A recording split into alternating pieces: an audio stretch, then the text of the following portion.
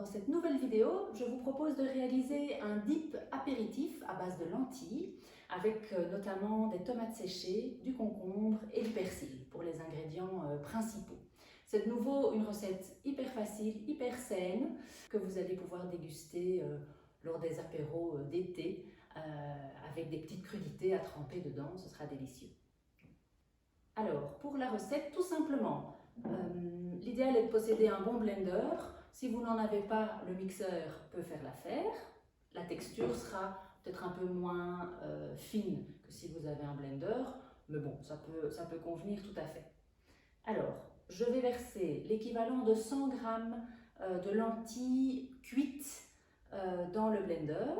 Vous pouvez évidemment également utiliser des lentilles en bocal ou en conserve. Après les avoir rincées, vous utilisez ces lentilles-là et vous les mettez dans le blender tel quel. Ça peut convenir aussi. Donc 100 g de lentilles, l'équivalent d'un demi-concombre que je coupe grossièrement. Voilà, que j'ajoute au blender. Je mets également une gousse d'ail,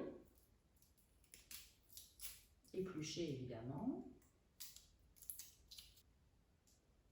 Voilà, je la coupe grossièrement aussi. Dans le blender, il y a tout qui passe, donc c'est facile. Je mets le jus d'un demi-citron vert. Ici, une cuillère à café de tahin.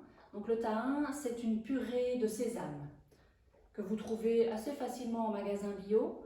En grande surface classique, je suis moins sûre qu'on puisse en trouver facilement.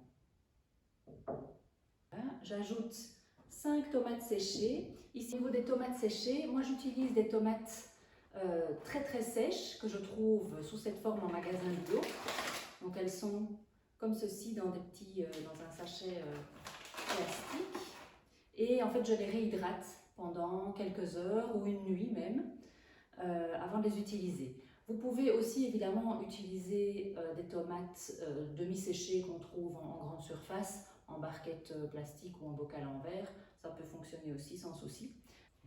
Moi j'aime bien utiliser celles-ci parce qu'elles ont un bon goût de tomates séchées et qu'elles se conservent évidemment longtemps puisqu'elles sont emballées comme ça sous vide quand on les achète, et puis après si on referme le plastique, ça se conserve vraiment des semaines et des semaines.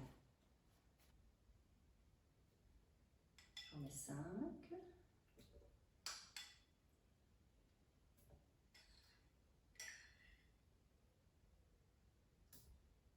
Et je ne vais pas jeter tout de suite l'eau dans laquelle j'ai réhydraté les tomates parce que si la consistance est un peu trop épaisse, je rajouterai un petit peu d'eau de trempage des tomates dans la préparation. Alors je mets également une cuillère à soupe de tamari. Donc le tamari, c'est une sauce soja qu'on trouve plus facilement en magasin bio. Il y a de la sauce soja classique en grande surface. Moi j'utilise celle-ci que j'achète en magasin bio et j'aime bien cette marque-ci qui est moins salée que d'autres marques. C'est la marque Vajra.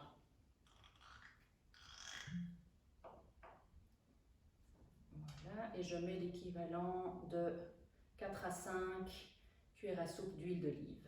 De nouveau, en fonction de la consistance, je verrai comment on peut adapter en ajoutant soit de l'eau de trempage des tomates, soit de l'huile si c'est nécessaire. Voilà, et je termine avec une demi-botte de persil. Que ce soit du persil plat ou du persil frisé, ça n'a aucune importance. Voilà, et je prends donc l'équivalent d'une demi-botte. Comme ceci. Voilà, et je vais aller mixer le tout. Voilà, comme vous le voyez, j'ai mixé la préparation. La consistance était bonne telle qu'elle, donc pas nécessaire de rajouter d'autres trempages des tomates ou d'huile. En plus, c'est très bien comme ça. Je mets dans un récipient.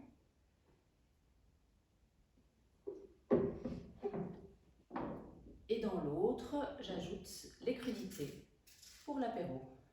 Ici, j'ai choisi du fenouil et des carottes.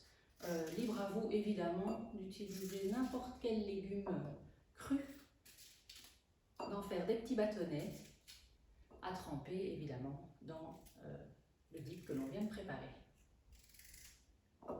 Et voilà, et vous avez de quoi vous régaler à l'apéro. Petit dip de lentilles et ses crudités. Profitez-en bien.